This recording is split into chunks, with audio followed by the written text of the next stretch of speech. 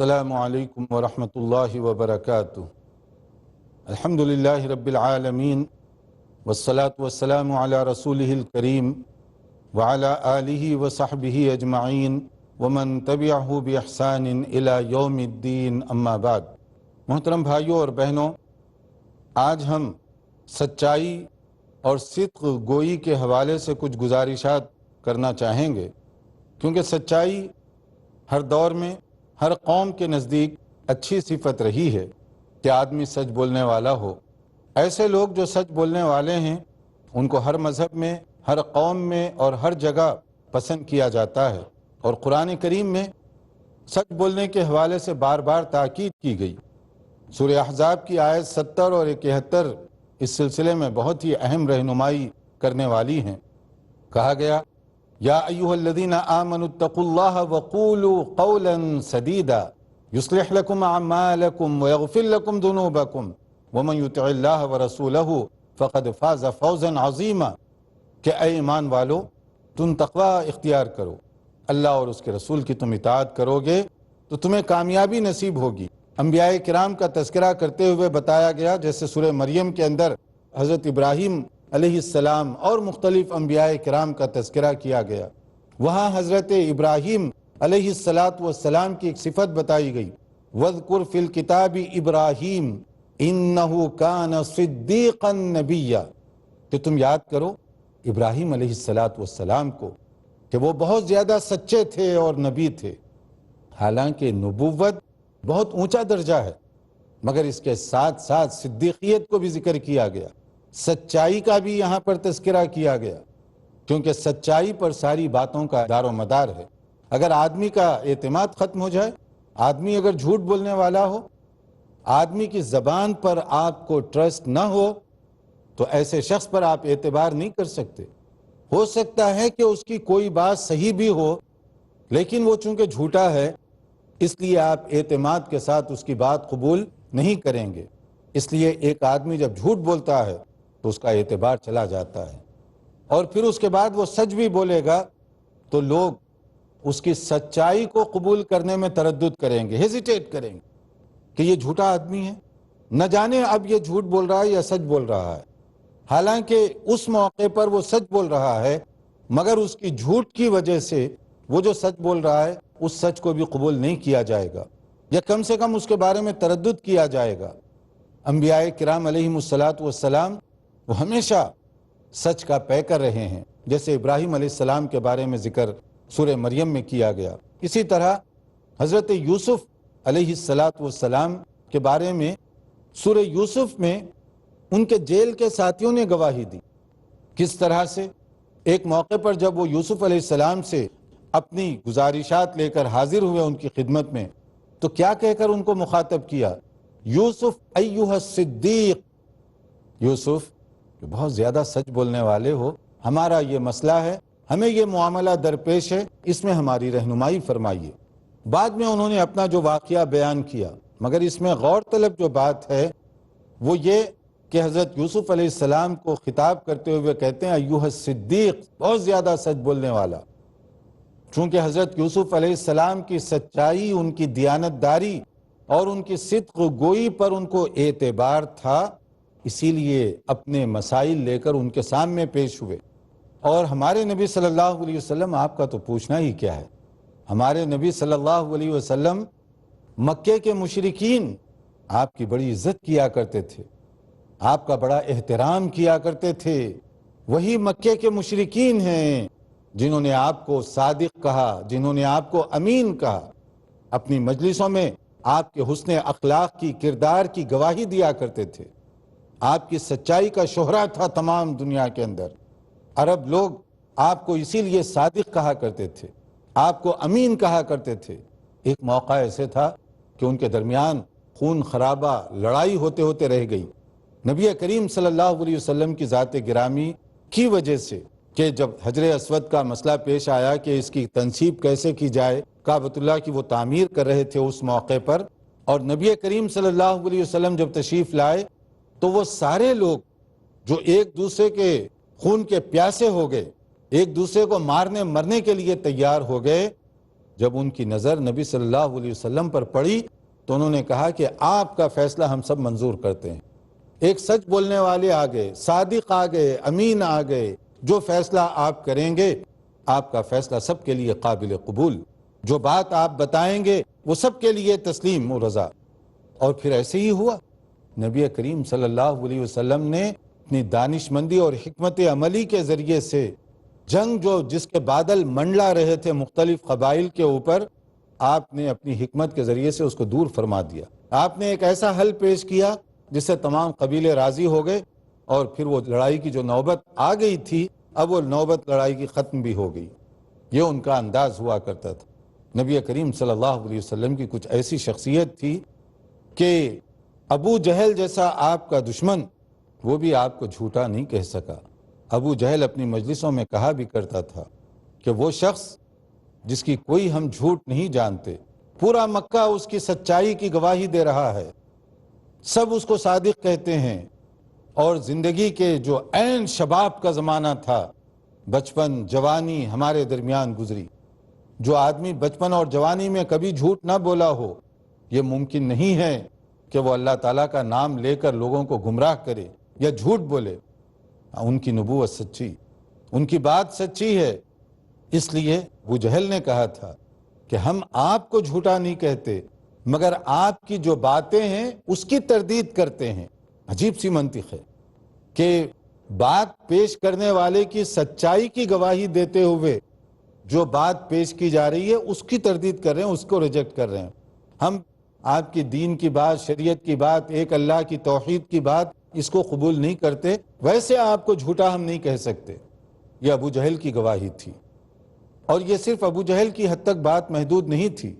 مکے کے تمام مشرکین وہ یہی کہا کرتے تھے اپنی مجلسوں میں، یہ کیسے ممکن ہے کہ وہ شخص جو اپنے بچپن میں، اپنی جوانی میں مکے کے اندر رہتے ہوئے کبھی کسی کے سامنے جھوٹ نہ بولا ہو، کیا یہ ممکن ہے کہ وہ اللہ کا نام لے کر غلط بیانی کرے؟ کیا یہ ممکن ہے کہ وہ جھوٹے نبی ہونے کا دعویٰ کرے؟ ایسے نہیں ہو سکتا۔ پھر مانتے کیوں نہیں تھے؟ وہ آگئی تھی ضد، ہٹ دھرمی، انانیت، کہ آپ کو سچا کہنے کے باوجود، آپ کو صادق کہنے کے باوجود آپ کی بات قبول کرنے کے لیے وہ تیار نہیں تھے۔ آپ کو صادق کہتے تھے مگر آپ کا دین اور آپ کی لائی ہوئی باتوں کو قبول کرنے میں ان کو بڑا تردد ہو رہا تھا۔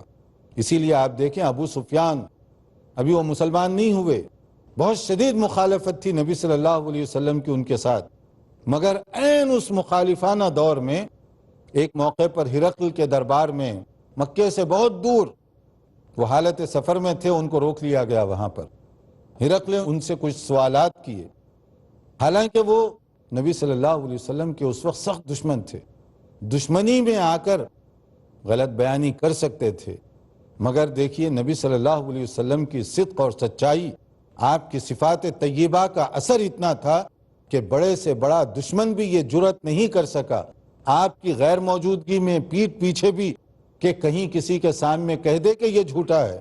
کسی کو ہمت نہیں ہوئی۔ کیسے کہہ سکتے ہیں؟ جو آدمی زندگی میں کبھی جھوٹ نہ بولا ہو، یہ کیسے ممکن ہے کہ وہ دین کا نام لے کر جھوٹ بولے؟ اور یہ الزام کیسے ہم ان کے سر لگا سکتے ہیں؟ ہرقل نے جب سوالات کیے، ان میں سے مختلف سوالات میں سے ایک سوال خود نبی کریم صلی اللہ علیہ وسلم کی صفات کے بارے میں تھا کہ وہ سچ بولتے ہیں یا جھوٹ بولتے ہیں۔ کہ اس سوال پر ابو سفیان نے فوری کہا، ابھی تک تو ان کی کوئی جھوٹ ہمارے سامنے نہیں آئی، ہم سب میں وہ صادق کے نام پر مشہور ہیں، ہم سب جانتے ہیں کہ وہ سچ بولنے والے ہیں۔ تو اسی کو بنیاد بنا کر ان کو جواب دیا گیا، جو آدمی جس کی سچائی کی تم سب گواہی دیتے ہو، جو آدمی اپنے بارے میں کبھی جھوٹ نہیں بولتا، ذاتیات میں کبھی جھوٹ نہیں بولتا، تو کیسے ممکن ہے کہ وہ اللہ تعالیٰ کا نام لے کر جھوٹ بات کرے؟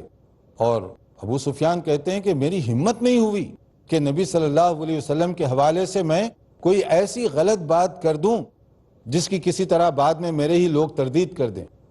اس کے لیے مجھے سچی گواہی دینی پڑی، اور سچی گواہی کیا تھی؟ کہ آپ صادق ہیں، اور صادق ہونے کی بات کی گئی، اور یہی وہ بات آپ کی صفات طیبہ ہیں جو آپ کی شادی کا ایک ذریعہ ثابت ہوئے حضرت خدیجہ رضی اللہ تعالی عنہا سے۔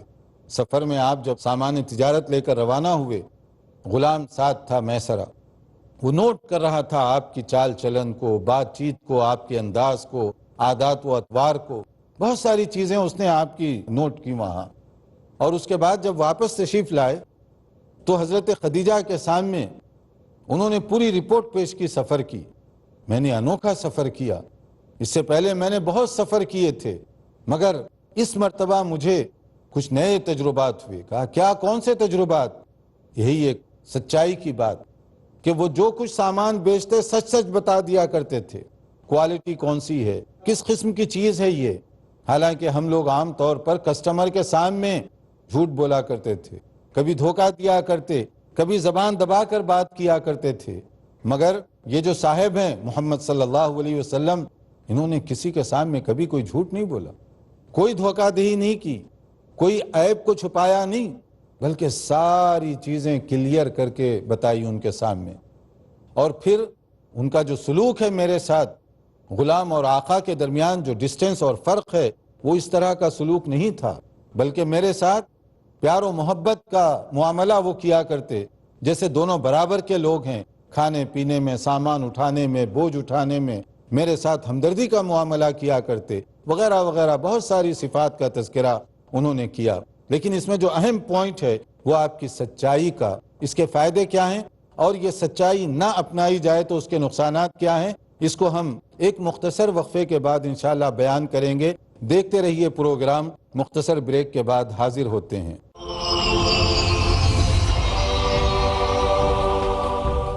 والسابقون الأولون من المهاجرين والأنصار والذين اتبعوهم بإحسان رضي الله عنهم ورضوا عنه۔ خلفائے راشدین کون ہیں؟ اللہ ان سے راضی اور وہ اللہ سے راضی، یہ خطاب عظیم انہیں کیوں ملا؟ وہ لوگ ہدایت یافتہ کیوں تھے؟ ان کی سیرت و سنت ہمارے لیے قابل اتباع کیوں ہے؟ خود نہ تھے جو راہ پر اوروں کے ہادی بن گئے، کیا نظر تھی جس نے مردوں کو مسیحا کر دیا؟ آئیے ان عظیم صحابہ کرام کا اخلاق و کردار، حق گوئی و بے باکی، تواضع اور سادگی جاننے کے لیے دیکھیے ہمارا پروگرام سیرت خلفائے راشدین، پیس ٹی وی اردو پر۔ دیکھیے سیرت خلفائے راشدین شیخ شمیم فوزی کے ساتھ ہر منگل شام 6:30 بجے اور دوبارہ صبح 9:30 بجے انڈیا میں پیس ٹی وی اردو پر۔ He faces.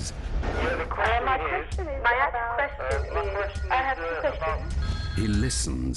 My question is about the beard, about Imam Mahdi. What are the people believe in? He answers. So number one is the help of Allah. He satisfies in the light of glorious Quran and authentic Hadith. If Allah helps you, believe me, you have to get success. Catch Dr. Zakir.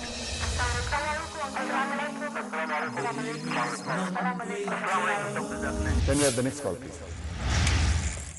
To get convincing and valid answers in Dial Dr. Zakir. کل رات 8 بجے اور دوبارہ صبح 10 بجے India میں Peace TV وی اردو پر۔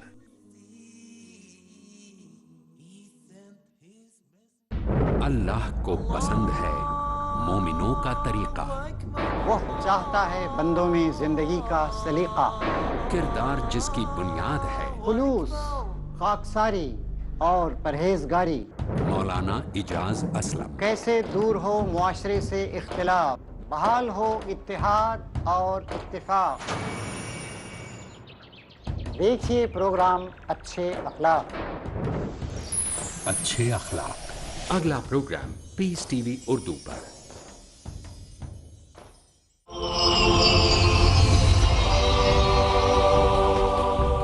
ناظرین، وقفے سے پہلے ہم سچائی کے حوالے سے کچھ باتیں بتا رہے تھے کہ رسول اکرم صلی اللہ علیہ وسلم کس درجے صدق و صفائی کا پیکر تھے۔ اس زمانے میں جھوٹ کا عام رواج اور چال چلن تھا، لیکن مکے والوں نے آپ کو صادق کہا۔ مکے والے آپ کی سچائی کی گواہی دیا کرتے تھے۔ مکے میں آپ سچ بولنے والوں کے طور پر مشہور تھے، اسی لیے آپ کی قدر کی جاتی تھی۔ اور اسلام نے سچائی کو باقی رکھا، نہ صرف باقی رکھا بلکہ جزو ایمان بنا دیا۔ ہر آدمی کے لیے ضروری ہے کہ وہ سچائی کی صفت سے متصف ہو، جھوٹ سے پرہیز کرے، کیونکہ جھوٹ ایک مسلمان بول نہیں سکتا۔ منافقین، ہیپوکریٹس، ان کی نشانیاں بیان فرماتے ہوئے رسول اکرم صلی اللہ علیہ وسلم نے فرمایا آیت المنافق ثلاث، منافق کی 3 جو بڑی بڑی نشانیاں ہیں، ان میں سے پہلی نشانی کیا ہے؟ اذا حدث کذب، جب وہ بولے گا تو جھوٹ بولے گا، جیسے صحیح حدیث میں بیان کیا گیا۔ یعنی جھوٹ بولنا مومن کی نہیں، منافق کی علامت۔ جو منافق ہے وہی جھوٹ بولے گا، اور جھوٹ بولنے والا گویا منافق کی ایک صفت اپنے اندر پیدا کر لیا۔ اسی طرح اگر کوئی اور برائی اس کے اندر پیدا ہو گئی تو اسی طرح سے اس کے اندر نفاق کی کیفیت بڑھتی جائے گی۔ ایک بیماری ہے تو ایک نفاق کی کیفیت پیدا ہوگی، 2 ہیں، 3 ہیں، 4 ہیں، اسی طرح سے اس کے اندر وہ جو برائی کی کیفیت ہے وہ بڑھتی چلی جائے گی۔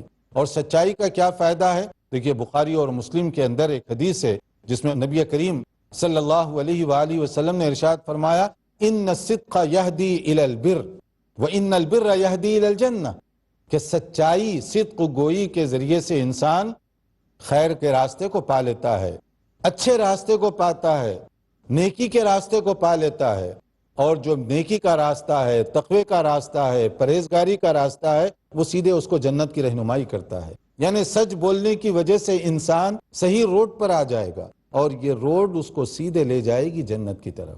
یعنی یہ شاہراہ جنت پر چل پڑے گا سچ بولنے والا، اور یہی راستے کے ذریعے سے وہ جنت کا مستحق بن سکتا ہے۔ اور اسی لیے قرآن کریم میں سچ بولنے والوں کی جو فضیلت بتائی گئی، یعنی دنیا میں بھی اور آخرت میں بھی، جو سب سے بڑی فضیلت ہے، آخرت میں ان کا مقام بہت اونچا ہوگا۔ کتنا اونچا ہوگا؟ وَمَن يُطِعِ اللَّهَ وَالرَّسُولَ فَأُولَٰئِكَ مَعَ الَّذِينَ أَنْعَمَ اللَّهُ عَلَيْهِمْ مِنَ النَّبِيِّينَ وَالصِّدِّيقِينَ وَالشُّهَدَاءِ وَالصَّالِحِينَ وَحَسُنَ أُولَٰئِكَ رَفِيقًا، کہ سچ بولنے والے، اللہ کی اطاعت کرنے والے، اللہ کے رسول صلی اللہ علیہ وسلم کی اطاعت کرنے والے کن لوگوں کے ساتھ ہوں گے؟ کہا گیا ان لوگوں کے ساتھ جن پر اللہ تعالیٰ نے خصوصی طور پر انعام کیا ہے، اللہ کا انعام جن پر ہوا ہے۔ کن لوگوں پر اللہ کا انعام ہوا ہے؟ کون ہیں جن کے بارے میں کہا جا رہا ہے انعمت علیہم، جن پر یا اللہ تو نے انعام کیا؟ الذین انعم اللہ، کہ کون لوگ ہیں جن پر اللہ تعالیٰ نے انعام کیا ہے؟ اللہ تعالیٰ نے ان لوگوں پر انعام کیا، کہا گیا اس کی لسٹ بتائی گئی، من النبیین والصدیقین والشہداء والصالحین، وہ انبیاء کرام کی جماعت۔ انبیاء کرام وہ لوگ ہیں جن پر انعام کیا گیا ہے، اور انبیاء کرام کے ساتھ صدیقین ہیں، شہداء ہیں، صالحین ہیں۔ تو اس میں صدیقین کو کس کے ساتھ شمار کیا جا رہا ہے؟ انبیاء کرام کے ساتھ، شہداء کے ساتھ، صالحین کے ساتھ ان کا رتبہ ہے۔ تو کتنا یہ بلند رتبہ ہے، یہ اللہ تعالیٰ کی طرف سے گویا کہ ایک بہت بڑی نعمت ہے، صدق گوئی، سچائی کی نعمت۔ اگر کسی کو یہ دولت مل جائے تو کتنی بڑی نعمت ہے جو اس کو مل رہی ہے، کتنا اس کو فائدہ ہوگا دنیا میں بھی اور آخرت میں بھی۔ اور آج بھی آپ دیکھیں دنیاوی طور پر سچائی ہی تو ہے سب کچھ۔ اگر ایک آدمی جھوٹ بولنے والا ہو اور ایک بار یہ ثابت ہو جائے کہ یہ آدمی جھوٹ بول رہا ہے، نتیجہ کیا ہوگا؟ عدالت میں اس کی گواہی قبول نہیں کی جائے گی، ٹرسٹ ختم ہو گیا۔ آپ کہیں کام کر رہے ہیں، آپ کی گواہی لوگ قبول نہیں کریں گے کہ آپ جھوٹ بولتے رہے، اور اب کیا معلوم کہ آپ سچ بول رہے ہیں۔ آپ کا ٹرسٹ اپنے کولیگ سے، اپنے کام کرنے والے دوستوں کے ساتھ ختم ہو گیا۔ ایک طالب علم جھوٹ بولتا ہے تو اس کی کلاس سے اس کا اعتبار ختم ہو جاتا ہے، دوسرے لوگ اس کی بات دوبارہ اگر وہ سچ بھی بولے تو ماننے کے لیے تیار نہیں ہیں۔ تو ایک مومن وہ کبھی جھوٹا نہیں ہو سکتا۔ جھوٹ مومنانہ صفت نہیں، منافقانہ صفت ہے۔ نبی کریم صلی اللہ علیہ وسلم نے خاص طور پر جو ہدایت دی، ترمذی کی حدیث ہے، حضرت حسن علی بن ابی طالب رضی اللہ تعالیٰ عنہ بیان فرماتے ہیں دع ما یریبک الی ما لا یریبک، کہ جو چیز جھوٹ تو جھوٹ ہوئی، شک و شبے کی ہے، جو چیز شک میں مبتلا کرنے والی ہے، ڈاؤٹ فل، اس سے بھی تم بچو۔ کہیں ایسا نہ ہو کہ بائی چانس اتفاقیہ طور پر تم جھوٹ میں مبتلا ہو جاؤ، شک و شبے کی چیزوں کو بھی چھوڑ دو۔ اور کیوں؟ فَإِنَّ الصِّدْقَ طَمَانِينَ وَالْكِذْبَ رَيْبَةٌ، کہ سچائی اور صدق گوئی کی وجہ سے تمہیں سکون ملے گا، آرام ملے گا، اطمینان ہوگا، اور جھوٹ بولنے والا ہمیشہ خطرے میں ہوتا ہے۔ سچ بولنے کی وجہ سے آدمی کو ہر جگہ سکون ملے گا، کوئی اس کو خطرہ نہیں ہوتا۔ کتنے ایسے لوگ ہیں جھوٹے فارم بھرتے ہیں، کتنے ایسے لوگ ہیں جھوٹ بول کر اپنا بینیفٹ حاصل کرتے ہیں، کتنے لوگ ہیں مال بٹورنے کے لیے جھوٹ کا سہارا لیتے ہیں، لیکن ان کا یہ جھوٹ کیا ان کو سکون دلا سکتا ہے؟ کیا ان کو آرام دلا سکتا ہے؟ نہیں دلا سکتا، بلکہ ہر وقت خطرہ رہتا ہے کہیں ٹیکس ڈپارٹمنٹ والے آ نہ جائیں، کہیں فلاں بینیفٹ آفیسر نہ آ جائے، کہیں فلاں نہ آ جائے، کہیں فلاں نہ آ جائے، کیونکہ آپ نے جھوٹ بولا ہوا ہے۔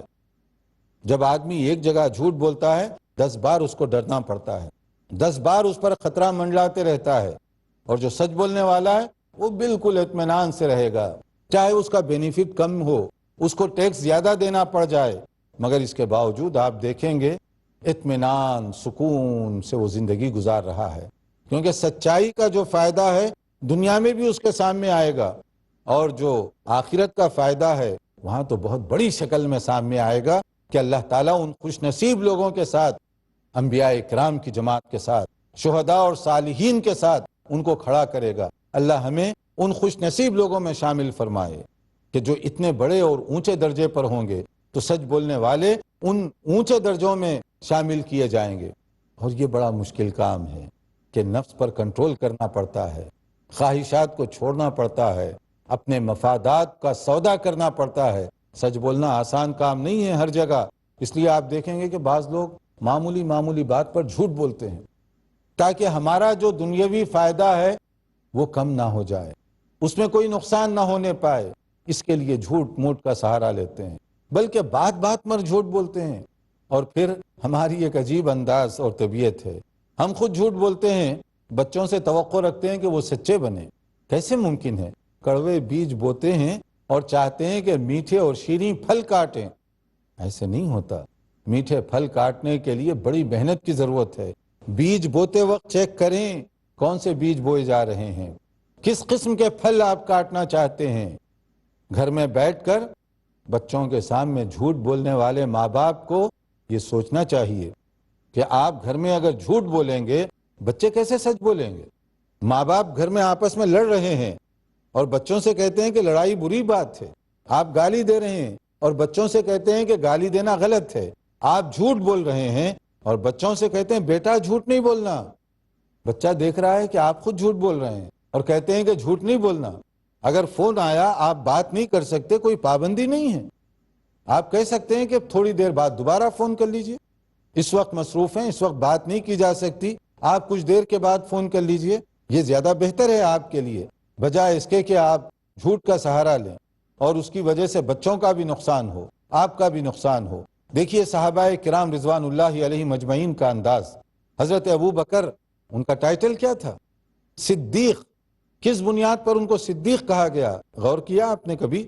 معراج کا جو واقعہ ہوا، نبی کریم صلی اللہ علیہ وسلم نے جب اس کا تذکرہ کیا تو کچھ لوگ جو آپ کے سامنے وہ بات سن رہے تھے مشرکین میں سے، ان کو حیرانگی ہوئی کہ یہ کیسے ممکن ہے کہ ایک آدمی ایک رات میں اتنا طویل سفر کر کے، یعنی مسجد حرام سے لے کر مسجد اقصی بیت المقدس تک جائے، واپس آئے، ایک ہی رات میں یہ سفر ہو جائے، یہ کیسے ممکن ہے؟ اس لیے وہ شک و شبے میں مبتلا ہوئے کہ جو آدمی کبھی زندگی میں جھوٹ نہیں بولا، کہیں ایسا تو نہیں کہ اس واقعے کو جھوٹ کے ذریعے وہ پیش کر رہا ہے۔ بھاگے بھاگے حضرت ابو بکر کے پاس گئے۔ حضرت ابو بکر اس مجلس میں موجود نہیں تھے جس میں نبی صلی اللہ علیہ وسلم نے یہ واقعہ بیان کیا، ابھی تازہ واقعہ تھا۔ تو ان سے کہا گیا کہ اگر فرض کرو کوئی آدمی تم سے یہ کہے کہ میں ایک دن میں وہاں تک جا کر بیت المقدس واپس آ رہا ہوں، تو کیا تم مان لو گے؟ حضرت ابو بکر کے سامنے ٹریولنگ کا وہی نظم تھا جو لوگ دیکھ رہے تھے اس وقت، تو انہوں نے کہا یہ کیسے ممکن ہے کہ اتنا لمبا سفر کوئی کرے اور ایک دن میں واپس آ جائے؟ ممکن نہیں ہے۔ جب یہ ممکن نہیں ہے کا جواب سنے تو انہوں نے فوری کہا یہ کہنے والے کوئی اور نہیں، تمہارے ساتھی محمد ہیں صلی اللہ علیہ وسلم۔ نبی صلی اللہ علیہ وسلم کا جو ہی حوالہ دیا گیا، وہی ابو بکر جو ابھی کچھ دیر پہلے کہہ رہے تھے کہ یہ ممکن نہیں ہے، فوری انہوں نے کہا اگر نبی نے یہ بات کہی ہے بالکل درست اور سچ ہوگی۔ کہا کہ ابھی آپ کہہ رہے تھے کہ یہ ممکن نہیں ہے، نبی کے حوالے سے آپ کہہ رہے ہیں کہ سچ ہوگی۔ حضرت ابو بکر نے کہا کہ سنو، انہوں نے خبر دی ہے کہ آسمان سے وحی آتی ہے، ہم نے اس کو تسلیم کیا۔ جب ہم نے یہ بات تسلیم کی تو وہ کوئی بھی خبر دیں گے تو وہ سچی خبر ہوگی، ہم اس کو لازماً تسلیم کریں گے۔ اتنا یقین تھا حضرت ابو بکر کو نبی کریم صلی اللہ علیہ وسلم کی سچائی پر۔ ایک عجیب و غریب انوکھا واقعہ، اس کو انہوں نے قبول کیا۔ اسی واقعے کے بعد، اسی گواہی کے بعد حضرت ابو بکر صدیق کو صدیق کہا گیا، بہت زیادہ سچ بولنے والا۔ تو گفتگو کا خلاصہ یہ ہے کہ مومن سچ بولنے والا ہوتا ہے۔ ہمیں اپنے اندر اس صفت کو اپنانا چاہیے، ہم سچ بولنے والے بنیں، جھوٹ سے پرہیز کریں۔ جھوٹ اللہ تعالیٰ کی ناراضگی کا سبب بننے والی چیز ہے، اس سے پرہیز کریں۔ اللہ تعالیٰ عمل کرنے کی توفیق عطا فرمائے۔ والسلام علیکم ورحمۃ اللہ وبرکاتہ۔